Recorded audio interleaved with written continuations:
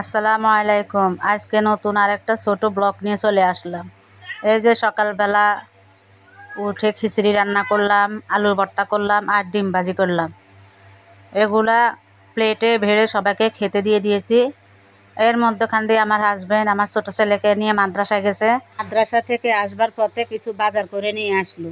দেখুন নিয়ে আসলো কত বড় দুইটা টাকি মাছ। এই টাকি মাছগুলোকে এখন উপর থেকে পরিষ্কার করে ধুয়ে নিচ্ছি। উপরে অনেক ময়লা দেখুন। উপর থেকে বেশি বেশি করে পানি দিয়ে উপরের ময়লাগুলো ধুয়ে নিচ্ছি, নিয়ে কেটে কুটে পরিষ্কার করে নিয়ে নিব।